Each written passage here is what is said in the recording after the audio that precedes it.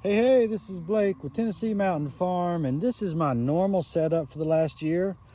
I start with a bottom line and I roll it out while I put post in, and then do a loop and come back with a reel for a top line and put it on there. And I've really been wanting to try something else, because that 2-trip pass is just, well, when you're used to a single line for just cows, it's a lot more work. And so I've been experimenting with doing a zigzag version of the fencing from the bottom connection to the top connection, and seeing if I could get away with keeping the sheep and the cows in one flerd together with one wire. And this is my easiest field because I got the road up there with 5 strands of high tensile, and then a really nice hot fence down through here. We're running about 5,000 volts on the fence right now. And I was worried that, like, where it was tall enough to keep the cows in, the sheep could go under it. And where it was short enough to keep the sheep in, the cows could go over it.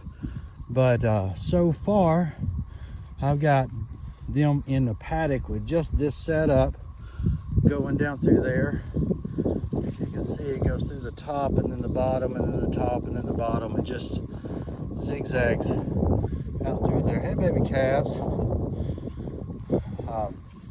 So on today's move here, they have grazed down or stomped about 90% of this, which is what I was looking for with the utilization of the forage. Yeah. Woo!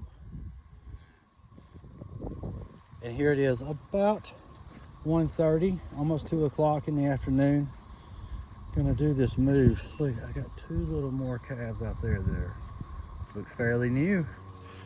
And then the sheep flock is right here at the gate. Yeah! Woo! Oh, this is done so good.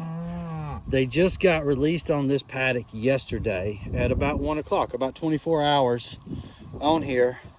And no one crossed this single line. Again, from the top, the bottom hook, and then up to the top hook and back down.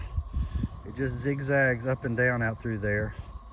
And so far, it's kept everybody contained in the right paddock. Hey, mama. So today's move, I'm hoping it's gonna go real smooth here. Yeah, woo! If they stand here for just a minute, I'll hear some poop hitting the ground. Somebody's gonna be peeing, and that's just letting it stay on this side of the paddock. And then when they move to the fresh one, it won't be dirty by any of their stuff. And then, oh, look at here. Here's some of the south poles that I'm custom grazing for some friends. There's a good example of the difference in size between, oh, you're gonna get touched by that fence. This is what I'm talking about. Drop that poop. Oh my gosh. You can see they know almost like within an inch how close they can stand. Okay, sheep. Oh. Take this reel off, and it de-electrifies that line, and I can carry it open here.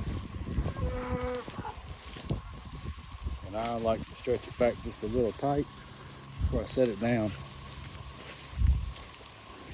Then I can just walk over behind the flock of sheep. They already know where it's going to happen. It's these 2 calves up here that need to be moving on up. Little babies. Look, everybody else is gone. Don't run that way. That's a brand new calf, born yesterday. I'm still confused about these kind of moves. Look, everybody else went to the right. Everybody else went to the right. Go find your people. Go find your people.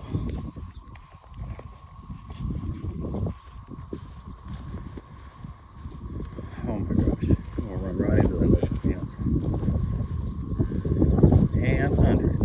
Okay, everybody's moved. I'm just gonna move the waterer now and let them graze for the afternoon.